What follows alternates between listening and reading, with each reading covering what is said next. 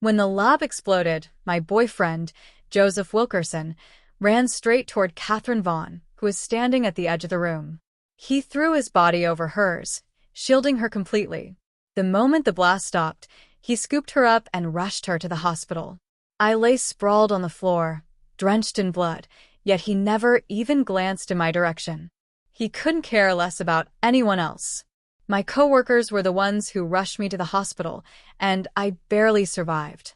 After I was transferred out of the ICU, I called my advisor, Samuel Farrell, my eyes swollen from crying. "Professor Farrell, I've made up my mind.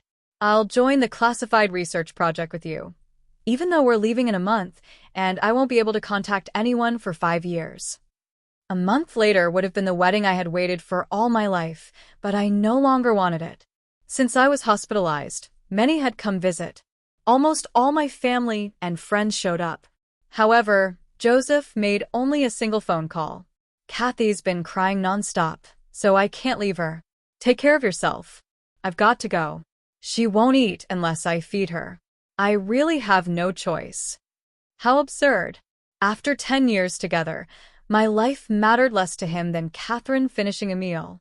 And yet, in the beginning, he was the one who fell for me first and pursued me relentlessly. When a boy spread nasty rumors about me, Joseph got into a fight with him and nearly received a serious disciplinary record. When I craved ravioli from Lower Manhattan, he went out to get them for me, even though it was pouring rain. When I struggled with math and constantly ranked last in exams, he stayed up all night organizing my mistakes, summarizing problem patterns, and patiently explaining everything to me.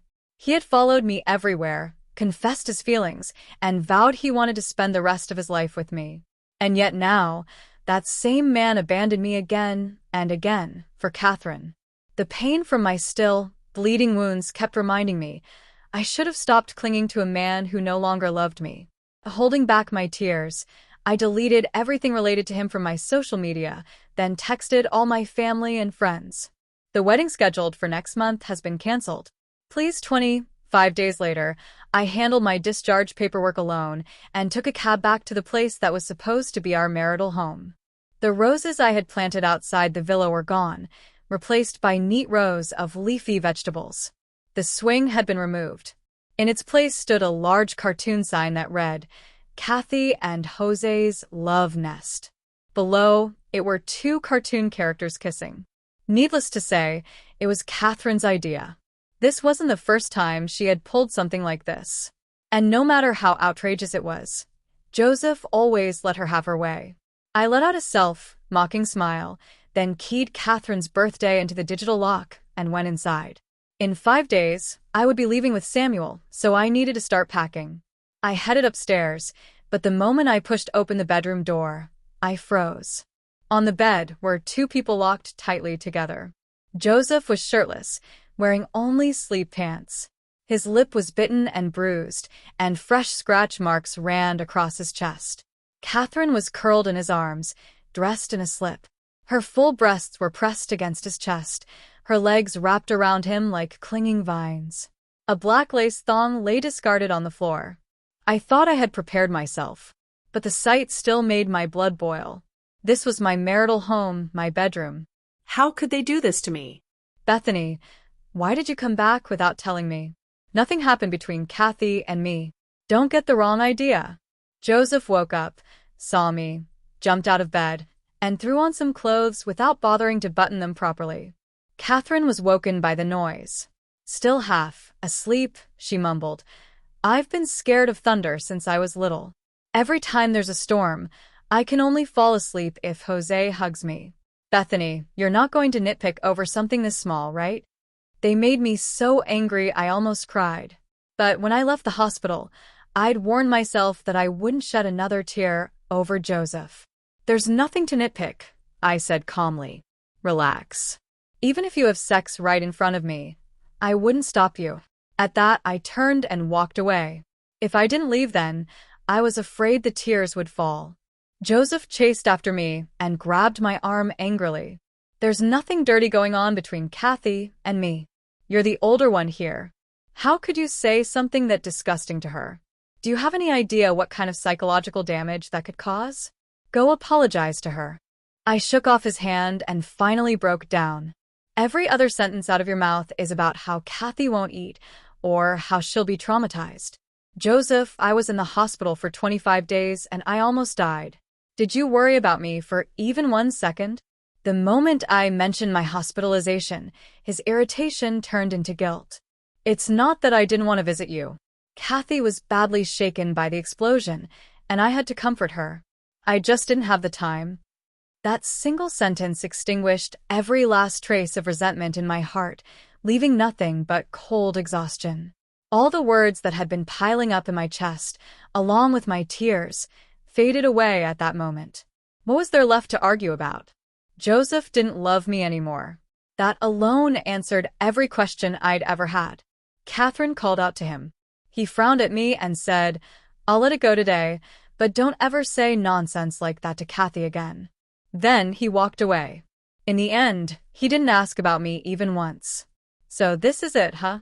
I can finally give up, I murmured to myself and stood there for a long time before turning to pack my things. I kept only my documents and a few pieces of clothing. Everything else went into the trash. In the end, all that remained were the dozens of portraits Joseph had drawn of me back when he was chasing me. A friend of mine who studied art even joked back then, saying, "These portraits don't rely on technique at all. They're pure emotion." I couldn't paint anything like this even if I tried. Those drawings were what made me believe Joseph truly loved me. I let out a bitter laugh, carried the box of drawings outside, and set them on fire. Joseph came looking for me just in time to see it. He ran over in a panic, shoved me aside, and reached into the flames to grab the drawings that hadn't burned completely. He didn't even care about the heat. "What are you doing?" His voice was shaking. I wanted to say I didn't want them anymore, but what came out instead was, "They're infested with bugs." We'd been fighting nonstop for the past few years. I was exhausted. I didn't want to fight anymore. Joseph hesitated for only a second before throwing the rescued drawings back into the fire. "Kathy's terrified of bugs. I'll draw more for you in the future." I replied, "There's no need." There was no future for us. The flames flared higher and higher, then slowly shrank, and finally went out. It left nothing but a pile of ash, just like the love between Joseph and me. 5 more days left, including today. I dumped the ashes into the trash, posted a status update, and went to rest in the guest room farthest from the master bedroom. When I woke up the next morning, my feed was full of people teasing me, asking if I was in such a rush to become Joseph's bride. Joseph commented, "I'm really looking forward to the day you walk toward me in a wedding dress." He was the biggest liar when it came to love. I was mentally and physically drained. He still wanted to put on a show of a loving couple, but I didn't have the energy to play along anymore. I replied to no one, washed up, and went downstairs. During breakfast, Joseph asked casually, "Beth, isn't your appointment to register the marriage this afternoon?" It had been scheduled for this afternoon, but now I didn't want to go anymore. Before I could even speak, Catherine pressed herself tightly against Joseph. "Jose, I just remembered. There's a basketball game this afternoon I've been looking forward to forever." Joseph pinched her cheek. "Why didn't you say so earlier?" She pouted. "I only just remembered. It's not like I did it on purpose. If you're too busy to go with me, I can go alone. Guys hit on me there all the time anyway. I don't lose anything. Who knows, maybe I'll meet my soulmate." Then, she stood up as if she were about to leave. He panicked. He grabbed her wrist and pulled her into his arms. "I never said I wouldn't go with you." Then he looked at me, clearly torn. "Beth Dash." I laughed coldly. "Registering a marriage requires 2 people. Is there some law that says you're legally required to be Catherine's date at a basketball game?"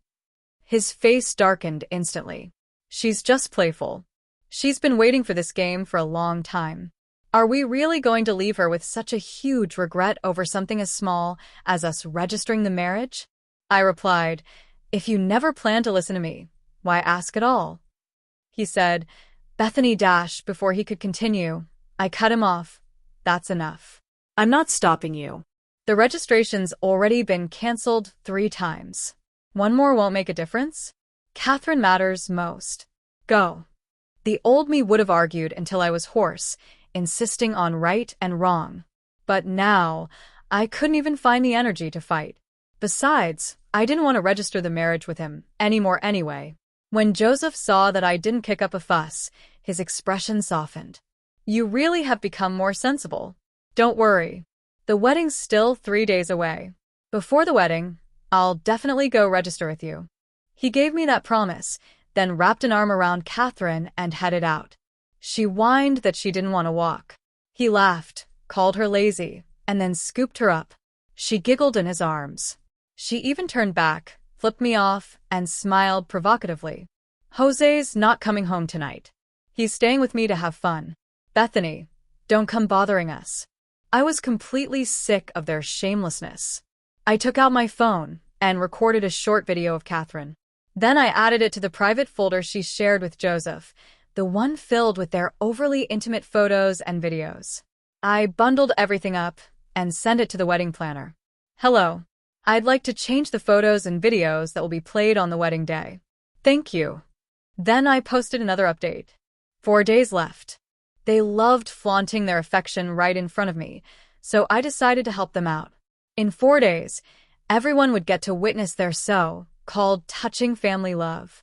The next day, Joseph called me. I won't be coming back today or tomorrow. The tournament lasts 3 days, and Kathy's having such a good time. I've watched over her since she was little. If I don't stay with her, I'm worried someone might bully her. I gave a perfunctory hung up and went to his company to resign. On the way home, I updated my status again. 3 days left. After the tournament ended, Joseph still didn't come back. He only called me again. He said, I won't be back today either. Kathy threw me a bachelor party. She said it's my last bit of freedom before marriage. I know we're supposed to rehearse before the wedding tomorrow, and I know it's busy, but this is her gesture, and even Joseph seemed aware of how absurd he sounded. A man who is usually confident about everything now spoke with uncharacteristic hesitation. From the other end of the line, I vaguely heard Catherine complaining, Jose, if you lose a game you're supposed to kiss, but you didn't have to kiss me so hard until my lips split. He hung up immediately. I didn't say a word. I simply had everything I'd bought for him thrown out. His clothes, daily necessities, the lamps I'd picked, the furniture and tableware I'd chosen, anything in that villa that had anything to do with me was gone. Last day. I looked at the now empty villa and posted one final update. After today, no matter how much love, hatred, or resentment there had been, I never wanted to have anything to do with Joseph or Catherine again. Joseph commented, Don't worry, honey. This party won't affect our wedding at all. Tomorrow I'll be there on time. I'll come and marry you. Whether he showed up on time or not, I had no intention of marrying him. I didn't reply. I lay awake until dawn. Then, on the wedding day, when Joseph arrived with his entourage to fetch me, I stood in front of them all, dragged my suitcase forward, and boarded the helicopter Samuel had arranged. Beth, where are you going? Bethany. Joseph shouted my name in panic. Amid the deafening roar of the spinning blades, I leaned forward and looked down at the ground. He ran as fast as he could, desperately trying to chase the helicopter, then tripped and fell in a humiliating sprawl. The groomsmen rushed to help him up, but he shoved them away and kept running after the helicopter with all his strength. I had never seen him lose control like this because of me. Or maybe that wasn't entirely true. During the first 5 years we were together, he still cared deeply about me. When I drank so much that I developed stomach bleeding to help him land clients, he held me and cried until he lost his voice. Later, when his company was at a critical stage before going public, I stayed up night after night running experiments on his behalf. I collapsed from exhaustion. He panicked and rushed me to the hospital. When I woke up, his legs went weak, and he dropped to his knees in front of my bed, clutching me and crying. So when did he start drifting farther and farther away from me? It seemed to start on Catherine's 18th birthday, when she kissed him while drunk. He stayed with her the entire night. From that day on, they grew closer and closer, and I became the outsider. After we started dating, he had said to me more than once, Beth, Meeting you is the luckiest thing in my life. I want to marry you. As long as I can spend my life with you, I'll do anything. But later, for 5 years, I kept asking him for the same thing over and over, to keep proper boundaries with Catherine. But he never managed to do it. Was it because he got bored after being with me for too long? Or was it because men were naturally drawn to younger women? Or did that kiss make him suddenly realize that the one he loved was her? Those questions tormented me night after night, leaving me unable to sleep, yet I never found an answer. The vibration of my phone snapped me out of my thoughts. It was Joseph. His voice was filled with panic. "Beth, where are you going?" I replied, "What does it have to do with you?" The man who once consumed my every thought now did nothing but irritate me the moment I heard his voice. He said, "How could it have nothing to do with me? Did you forget that today is our wedding?" I'm not like you. I don't forget things that easily. I did this on purpose. You stood me up so many times. I'm just missing one wedding. That's not too much, is it? Joseph sounded like he wanted to explode, but he forced himself to hold back. Before the wedding, I was focused on fulfilling Kathy's wishes, and I did neglect your feelings. I'll be more careful in the future. Can you come back now? My parents are waiting. The wedding has to go on. Why wait for me? Just let your precious Kathy be the bride, and the wedding can go on just fine. He said, "What kind of nonsense are you talking about? She's family. I raised her myself. That's why we're close." You dash. Even now, he was still hiding behind the same old excuses. But who would kiss their family hard enough to split their lip? Who would lie half naked in bed holding their family? Who would hold their family all day long? I had countless words to throw back at Joseph, but we'd argued over this too many times already. I was truly sick of it and completely drained. So I hung up the phone and shut it off. Thought that would be the end of it. But I was wrong. Not long after, the pilot suddenly shouted, "There's another helicopter coming up behind us." The roar grew closer. I turned my head and saw Joseph piloting a helicopter, flying side by side with the one I was in. "Beth, come home with me. Stop throwing this tantrum. My patience is running out." His furious voice carried over through the air. I couldn't even blame him for being that angry. Over the past few years, he and Catherine had been the ones humiliating me over and over. No matter how angry I got, and no matter how much we fought, I always chose to keep the bigger picture in mind. He probably never imagined that I would pull something like this at the wedding I had waited for so long. The Department of Homeland Security officer, Davian Hansen, seated in the front row, turned to me. "Ms. Sampson, would you like to speak with this gentleman?" I replied, "No. Just handle it according to your procedures." I had nothing left to say to Joseph. Davian nodded and shouted into the loudspeaker, "This is your first warning. Unauthorized aircraft, keep your distance." Joseph ignored it completely. "I admit it was wrong of me not to visit you in the hospital after you barely survived. I promise that next time you're hospitalized, I'll make time to visit you." Davian glanced at me with sympathy. "This is your second warning. Unauthorized aircraft, keep your distance." Joseph continued, "Bethany, stop pretending you don't care. I stood you up several times when we were supposed to register our marriage. That was my fault. After the wedding, we'll go register tomorrow. Is that acceptable now?" To Joseph, this was already a major concession. He probably thought I'd take the compromise and back down. But I couldn't even be bothered to respond. After 2 ignored warnings, 2 military helicopters were dispatched and forced Joseph to stop. Sniper rifles locked onto his forehead, throat, and chest.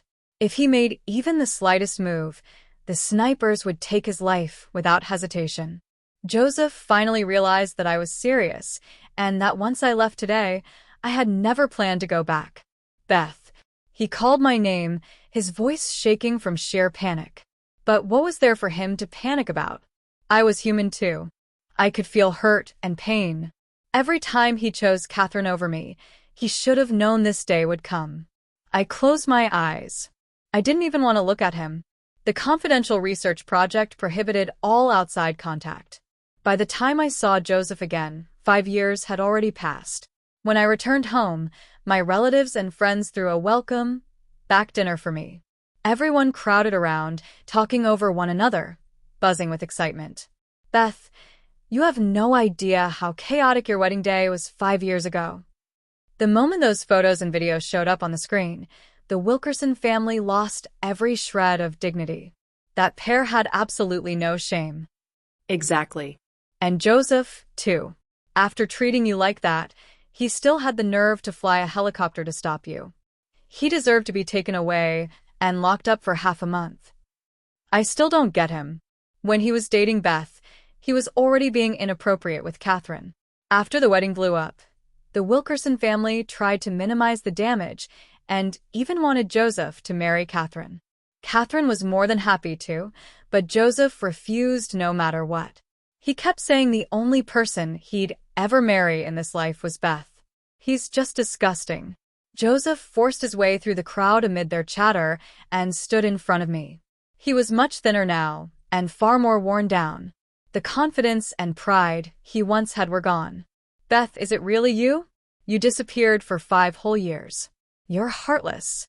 He stared straight at me, his face filled with the shock and joy of someone who'd just recovered what he thought he'd lost forever. But when I saw him again, all I felt was disgust. Are you done? If so, you can leave. He panicked. Don't chase me away. I know I neglected your feelings back then, but I dash. Before he could finish, my cousin stepped forward and dragged him away. You treated Beth like that and broke her heart so badly that she left for 5 years. How do you still have the nerve to come looking for her? Get lost. After the dinner ended, my family worried that Joseph might keep bothering me, so my oldest cousin, Brandon Compton, and my best friend, Sylvia Reynolds, walked me home. Joseph drove behind us the entire way. When I got out of the car, he tried to approach me, but Brandon shoved him back. I didn't even look at him. I went inside and shut the door in his face. Once Brandon and Sylvia left, Joseph started knocking. Beth, open the door. It's not what you think. I can explain everything. Beth. It was already past midnight. He was making such a scene that neighbors started coming out to see what was going on. I didn't want to disturb anyone, and I didn't want to be entangled with him either, so I frowned and opened the door. The moment he saw me, his face lit up. Beth, you finally opened the door. I said, Joseph, we ended things 5 years ago. Please stop interfering with my life. He protested. You're the one who said we broke up. I never agreed to it. Beth, listen to me. Everything before was a misunderstanding. The person I've always loved is you. What I feel for Kathy is just family affection. I never cheated. Those words clearly had been bottled up inside him for a long time. He grabbed my arm, his emotions spiraling more and more out of control as he spoke. I yanked my arm free and sneered. Never cheated? What do you call it when you two introduce yourselves as a couple? When Catherine uses your thigh as her personal seat? When you're caught on a traffic camera kissing in the car? When you feed each other mouth to mouth? When you kiss hard enough to split her lip? Or when you lie half naked in bed holding each other? Were all of those fake too? It's not what you think, he rushed to say. She calls herself my girlfriend in public, and I don't correct her because I don't want to embarrass her. Sitting on my lap is just a habit from when she was growing up. We kissed in the car because I was drunk. That mouth-to-mouth dash. At first, Joseph still sounded confident, but his voice grew weaker and weaker until he couldn't go on. I looked at him coldly. Weren't you pretty good at making excuses? Go on. Keep talking, he said bitterly. I admit I spoiled Kathy too much before. That's on me, and I take responsibility. But I swear, nothing ever happened between us. From now on, I'll keep my distance from her. I laughed. Even a 3-year-old's promise is more reliable than yours. Wave vouchers. His guarantees meant absolutely nothing to me. He knew exactly how outrageous his past behavior had been and stumbled through his words. I know I didn't keep my promises before. I was wrong. I'm willing to change. Just give me one chance. No. Please leave, and don't ever come back to disturb my life again. I pushed Joseph out and slammed the door shut. He went crazy pounding on it. Beth. Joseph, if you keep this up, I'll call the police. I warned him through the door. He shouted back, we'd been together for 10 years.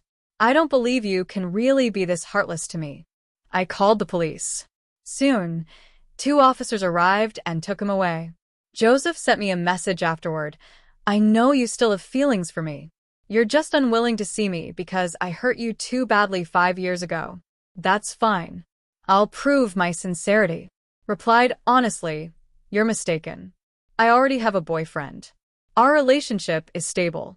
We've met each other's families, and we're preparing to get engaged. Please stop coming to see me. It wasn't a lie. During those 5 years of classified research, I'd grown close to Nicholas Hayes, the military officer in charge of security at the research base. We'd been together for 3 years now. Joseph didn't believe it. You're just still mad at me and saying this on purpose. We were together for 10 years. We were each other's first love. I don't believe you could fall in love with someone else. I admit I didn't cherish you back then, but I'll prove it with my actions. I'll change. Whether he changed or not no longer mattered to me. I blocked his number, washed up, and went to sleep. The next morning, I went out for my usual run. The moment I opened the door, I saw Joseph standing outside. I knew you'd go running early. I got up at 4 a.m. I cooked some ravioli and made oatmeal. You can eat after your run. I pushed past him and said, no need. I don't want to stay tangled up with my ex and make my boyfriend unhappy. Joseph smiled as if it didn't matter. Don't lie to me. I already checked. You came back alone this time. I said, I'm not lying. He's a military officer. Getting married requires formal approval. Once it's cleared, he'll come over. Because of Nicholas's position, the marriage review process was more complicated than usual. There had been a minor issue with the paperwork, so he had to resubmit it. That was why he was delayed. Joseph let out a dry laugh. Fine, fine. Let's say what you said is true. I'll be your side piece out of love. How about that? As he spoke, he handed the food container to me again. You're out of your mind. I cursed under my breath and threw the container straight into the trash. At that, he froze in shock, then looked at me with an injured expression. I said flatly, stop doing things that only impress yourself. They're pointless. Then I walked past him and went for my run. Joseph chased after me. I won't give up. I know I was wrong before. I made you sad, and you have every right to be angry. I ignored him, but he kept talking nonstop at my side. I grew irritated, finished my run, and went home for breakfast. Sylvia hadn't seen me in years and excitedly asked me to go shopping. When I opened the door, Joseph was standing there again. The moment he saw me go downstairs, he followed closely. Where are you going? I'll drive you. You have meetings, business trips, and clients to meet. You still have to feed Catherine, drink with her, and walk her. 24 hours in a day still isn't enough for you, so don't waste your time on me. I was genuinely sick of him. Instead of getting upset, Joseph visibly relaxed and smiled. See? You're still jealous because of Kathy. You still care about me. I felt disgusted. You're insane. I drove myself to the mall, and Joseph followed in his car. I met up with Sylvia. He showed up too and deliberately tried to please us. Buy whatever you like today. I'll pay. Sylvia rolled her eyes. I like this entire mall. Buy it and give it to me. Joseph choked on his words. Don't joke around. I'm serious. As long as Beth likes it, I'll pay. Do you think we care about your money? Back then, when Beth liked you, you stayed glued to that bitch Catherine. Beth ended up in the ICU and you didn't even visit her once. Now that she's doing well with her boyfriend, you come back to harass her. Can you stop being so shameless? His face flushed red. I really know I was wrong. I want to make things right. You don't have to gang up and use some fake boyfriend to fool me. Who told you her boyfriend is fake? A cold male voice cut him off mid-sentence. Joseph stared at the man who had just arrived. His expression shifted again and again before he looked at me in disbelief. But I didn't spare him even a glance. I just looked at Nicholas and smiled. Didn't you say you wouldn't be back for another 2 days? Officially, yes. But I wore them down. I told them it took me forever to find a wife. If they delayed things and messed up my family plans, I'd go cry outside their office every day.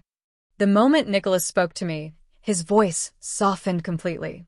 It was hard to imagine someone with such a cold, stern face throwing tantrums and acting so shamelessly. But he absolutely could. Back at the base, I'd been teased plenty about it. They all said that before I arrived, Nicholas only talked to people for work, and everyone else got ignored. He turned out to be a total late bloomer, and once he flipped the switch, he was wilder than anyone. Anyone who tried to get in the way of him being with me was someone he'd absolutely deal with, no matter what it took. Nicholas wrapped an arm around my shoulders, didn't care how many people were around, and leaned down to kiss me. "Babe, it's been 26 hours. I missed you so much." I said, "Stop it. There are so many people watching." He replied, "So what? I'm your boyfriend. Don't you miss me?" He lifted me straight up like I weighed nothing, holding me upright like a kid. People passing by were all looking at us. I lowered my head, blushing, and lightly punched his shoulder. "Yes, I missed you. Put me down already." Nicholas chuckled and set me down, keeping his arm around me. He only offered Sylvia a polite greeting. "Hi, I'm Beth's boyfriend." "Hi, I'm Sylvia Reynolds, Beth's best friend." The three of us chatted as we walked into the mall. Nichols treated Sylvia the same way he treated other women. Polite, but distant. No matter the setting or how many people were around, all his attention stayed on me. We hadn't gone far when Joseph followed us again. He shouted hoarsely, "I don't believe you can just let me go like this. Beth, let's talk. It's all just a misunderstanding between us." Nicholas turned back and looked at him with open disdain. "So, you're the ex who wanted the best of both worlds? You had Beth, but you still wanted another woman on the side. Do you have no self-awareness at all?" Joseph looked humiliated. "I didn't cheat. I cut him off impatiently. Leave now, or I call the police. Pick one." He said, "Beth, do we really have to make things this ugly? You were cut off from the outside world for 5 years. Maybe you don't even know what happened between me and Catherine. She's an adult now. I made her move out. I cleared everything of hers out of the house we were supposed to live in. I haven't held her. I haven't let her sleep in my bed, and I haven't played any the line games with her. I've been fixing everything you hated." His eyes were red, as if he'd made some massive sacrifice just for me. But those were the bare minimum any boyfriend should do, weren't they? I had no interest in arguing. I dialed the police directly. "Someone is harassing me." Officers arrived quickly and moved to take Joseph away. He looked at me painfully, with what he clearly thought was deep affection. "You're really leaving me no way out at all?" I retorted. There was never anything between us to begin with. Come at all. It only felt absurd, and his belated devotion didn't. Deeply repulsive. If he truly loved me, why did he never care about me at all during those 10 years together? Once Joseph was taken away, everything finally went quiet. I went shopping with Sylvia and Nicholas. Most of the time, Sylvia and I browsed and chatted, while he followed behind, carrying bags like a seasoned pack mule. After drinking too much, outside. I went to the restroom while they waited. When I came out, one of them was standing there in a daze with a pile of shopping bags, while the other was glued to his phone. They didn't interact at all. The moment I appeared, it was like two NPCs suddenly got patched with emotions. Their eyes lit up at the same time. "Babe, when are we having dinner with your parents?" "Beth, that new grilled fish place is really good." By the time we got home from shopping, I noticed a text from an unfamiliar number. "Beth, I never wanted to make you unhappy. I just think there are too many misunderstandings between us. Giving up on our relationship like this isn't rational. Don't rush into marrying that man. Let's talk. You might change your mind." It was obviously Joseph. "Sure. "Tomorrow at noon at Per Se." As I sent the reply, Nicholas was standing right beside me, watching. The longer he looked, the deeper his frown became. "Nick, I'm not actually planning to meet him." I didn't want him to misunderstand, but before I could finish explaining, Nicholas looked at me with pure sympathy. You poor, soft-hearted fool. You only know how to bury your head and treat people well. Running into a fake gentleman who talks about morals but never acts like a human being. No wonder you suffered so much. It's all in the past, I said. Back then, Joseph spoke sweetly, and I was naive. Whatever he said, I believed. That was why I wasted so many years in that relationship. Nicholas pulled me into his arms and gently kissed my forehead. The next day at noon, I went with him to meet my family. The young officer, who was usually fearless and blunt, suddenly turned cautious on the way there. By the time we reached my place, he was polite, restrained, and almost overly respectful. If you didn't know him, you'd think he was a completely different person. My family liked Nicholas a lot and pulled him into long conversations. I sat with them and realized for the first time that he could actually be this talkative. Why stay at a hotel? Just stay here. Cancel the reservation. Mom decided on the spot, telling him to stay with us for the time being. During that time, Joseph called several times, but I ignored every call. That night, when I was about to sleep, I finally noticed he had sent dozens of messages. Beth, I'm here. Where are you? Are you stuck in traffic? Or did something happen to your car? Are you still coming? I didn't read the rest. I only replied with one message. Something came up today. Let's meet tomorrow at noon at the same restaurant. Nicholas watched me send the message and immediately offered some maliciously helpful advice. The day after tomorrow, if it rains, ask him to go hiking. Once he reaches the summit, tell him you're not going. Or book him a trip overseas.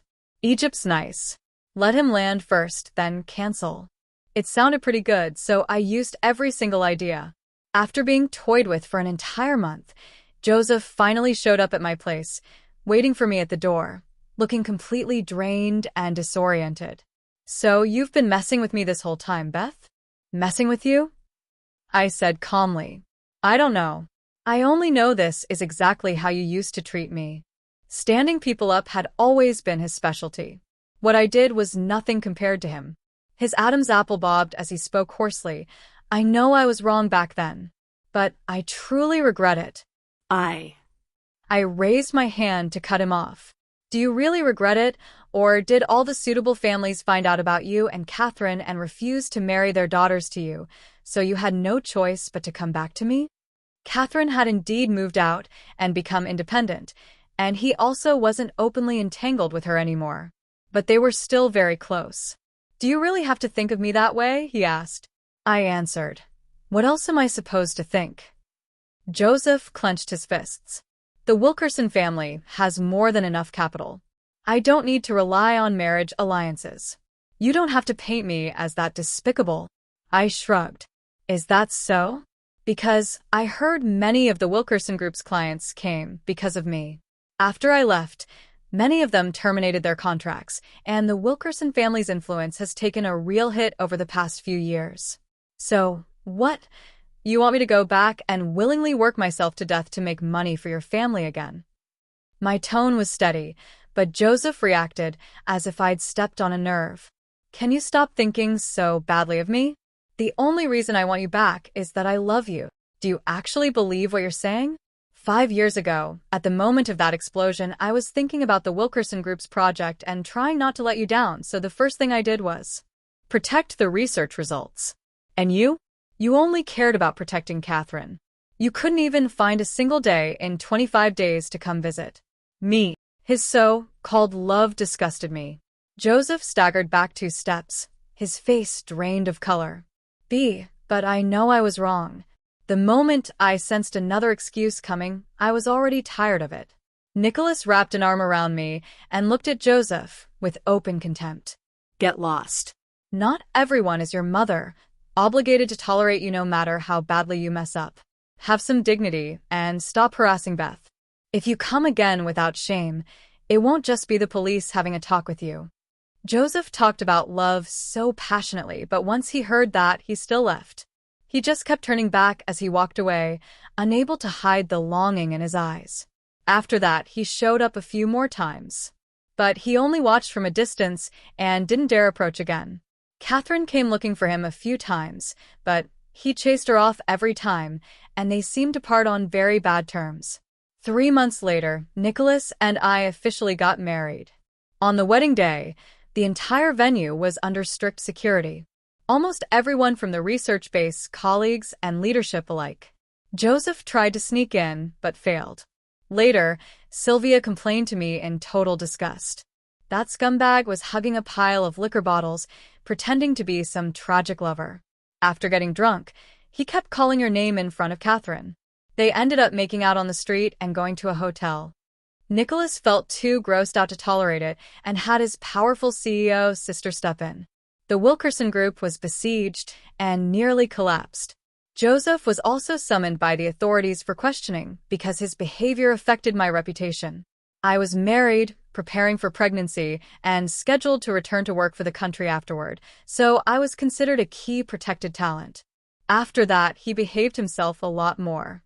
After we got married, I got pregnant and had a child. At the sip and see, Joseph wired me $2 million with a note. This was the wedding gift I prepared back then. Now that you have this, it'll be like I'd married you once. I replied, save the theatrics. The technical profit share you promised me and never paid was worth a lot more than this. He didn't respond. The very next day was his engagement banquet with Catherine. She was 8 months pregnant and about to give birth. Yet Joseph didn't even attend the engagement banquet. He was with a secretary who looked very much like me. Catherine went to catch him in the act and got so angry that she went into premature labor. After marriage, they fought constantly. Later, when their child went to look for Joseph under Catherine's instructions, the child was hit by a car and died. Catherine lost her mind. She stole company secrets and sold them to competitors. The Wilkerson group went bankrupt, and Catherine was arrested. Joseph's parents were so furious that they cut off all ties with him. When I heard all this from Sylvia, I was at the Science Museum with Nicholas and our child, Leanna Hayes. Daddy, Mommy, I want to do research. Scientists discover so many interesting things. They're amazing. Leanna sat on Nicholas's shoulders, her eyes sparkling. Nicholas held her legs, looked at me, and smiled. Yes. Your mommy is amazing.